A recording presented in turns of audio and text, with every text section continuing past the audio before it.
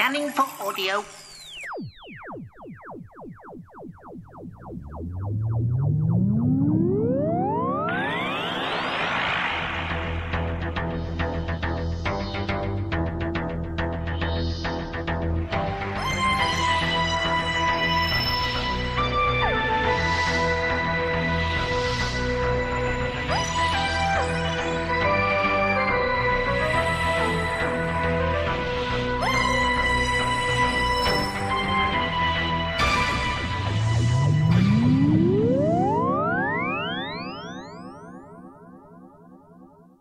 Welcome to a Tin Dog podcast.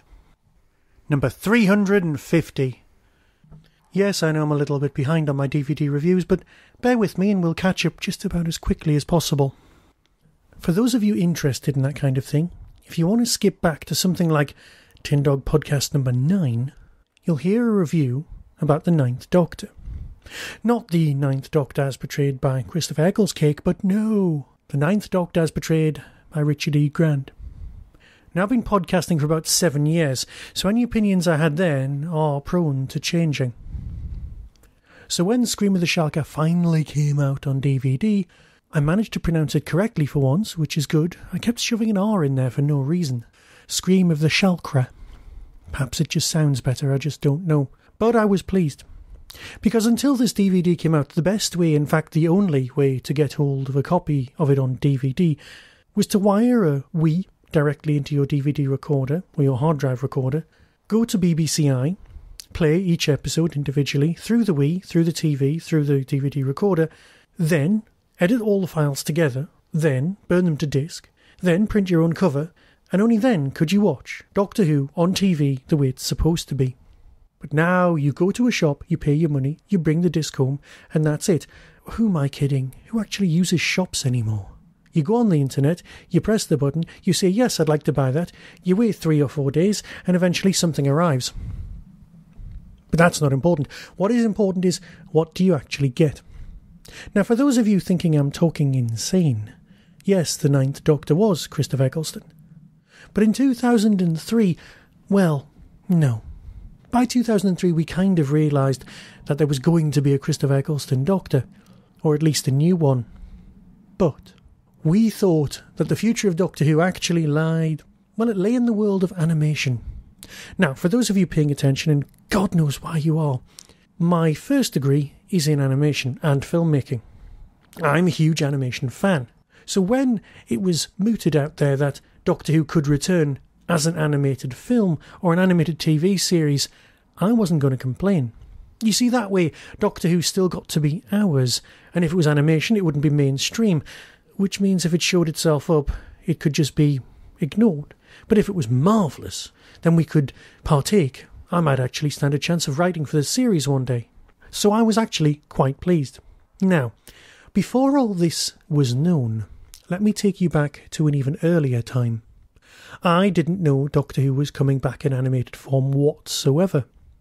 I also was doing my degree, and I asked to pop in to Cosgrove Hall. I did some work experience there and did a tour around. In the attic of Cosgrove Hall is the 2D workshop. Well, it's no longer there. The building's there, although I don't know for how much longer. I believe a supermarket's being built on the grounds. Most of the animation's been moved over to Hot Animation in Altrincham, but that's another story for a completely different podcast, or indeed a novel. At the time I was shown around, and they said, do you know what we're doing here? You're not allowed to tell anyone, and this is the first time I've ever talked about it. We're making Doctor Who. I just kind of didn't look. No one was really supposed to go in that office, a bit like the time I was working at Aardman and no one was allowed in the chicken room. It was hushed tones. It was literally the sort of thing absolutely no one talked about. But the 2D offices, which were upstairs, because I'm a 3D person, I'm the sort of person who wants to make things like Wind in the Willows, that kind of thing, rather than the upstairs department which would be responsible for Danger Mouse. The model maker in me just can't be kept down in place. So I was kind of blown away just by being in the same room that they were making Doctor Who. But being an arrogant child, I just sort of put it to the back of my mind and forgot about these things and didn't push to make more of an impact to try and get in there. That is a regret I'll live with forever. Now, as we know, by 2005 we had proper Doctor Who, and this was just a side trip, something that wasn't really worth going into. But at this time, at this very moment, this was when we thought this was the future. So what exactly is it? Well, obviously they wanted to make full Doctor Who. They wanted to make a whole series. And, as always, they had absolutely no budget whatsoever. So what they ended up doing was making very short 6-part stories.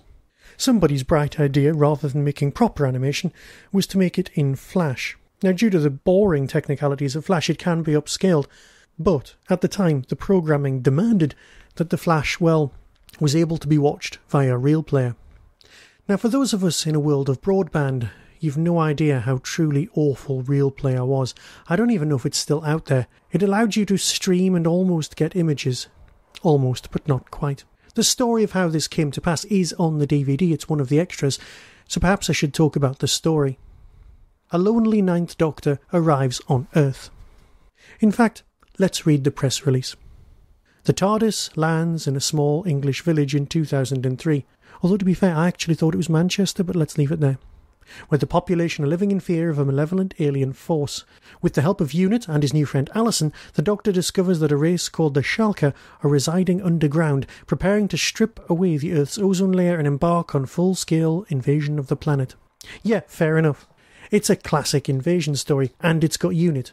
It's also got, for one line perhaps, a certain 10th Doctor turning up. Don't buy it for that. You might as well buy a Unit story by Big Finish if you want to experience more of your David Tennant-based fun. The best thing about this whole story, apart from the fact that absolutely everyone involved in it has been hired to work in the new Doctor Who series, is that it's got the Master in it. But it's not the Master as we know and love him. It's the Master chained, the Master bottled, the Master living inside the TARDIS. The TARDIS is half McGann, half something beautiful.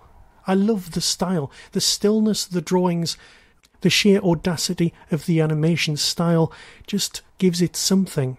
Yes, I am a little bit in love with this story because it is a future we never had, but always, in the back of my mind, wanted. It's not the best Doctor Who story of all time, but it's by no means the worst. It's got a certain charm, something beautiful. So what are the extras? A commentary with Paul Cornell, that's the guy who wrote it. I wonder what he's doing these days. The director and the producer, James Goss. A very nice, very, very nice documentary all about the making of the Scream of the Shalka called Carry On Screaming. Yes, everyone's out there for a pun. The Screaming Sessions, the cast and crew interviews recorded at the time in 2003 talk about the performance, obviously as a lot of people just being enthusiastic. The next one is by far the single best bit of VAM for a while, and there's been some stunning bits of value-added material. Interweb of Fear is almost worth buying this. Well, just so you know the facts. It's a brief history of the BBC website, and the role Doctor Who's played in it over the years.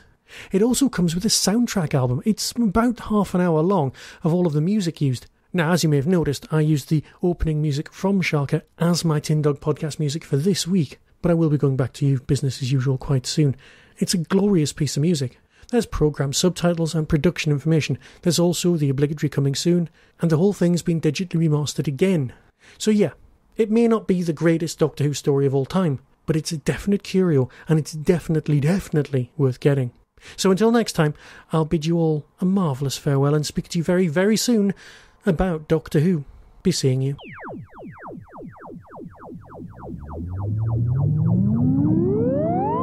You've been listening to the Tin Dog Podcast. Doctor Who is the property of the BBC and no infringement is intended. To contact the show or to find out more about Whostrology and my other works, click on the links on the Tin Dog Podcast homepage. Why not follow Blue Box Messiah, all one word, on Twitter to keep up to date with tour dates of my forthcoming Doctor Who comedy play. The Tin Dog Podcast is a founder member of the Doctor Who Podcast Alliance.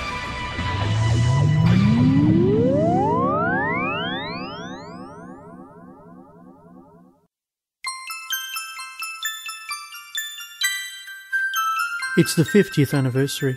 Last year, you promised yourself you'd get a copy of Whostrology. You know, for yourself, for that bookcase. You dropped hints to your loved ones. You wrote letters to Santa. You even promised yourself you'd buy yourself a copy to celebrate finishing off all that annoying Christmas shopping. but it never arrived. So this year, why not give in and buy one of the funniest books you'll ever read? Annoy your family by chortling away at jokes that only you and a handful of other Doctor Who fans will get. Whostrology, it's the future. Stop hanging around waiting for the ebook to come out. There won't be an ebook. There won't be an app. Buy it today while stocks last. Click on the link on the Tin Dog Podcast homepage or visit any branch of Amazon. You know you want to.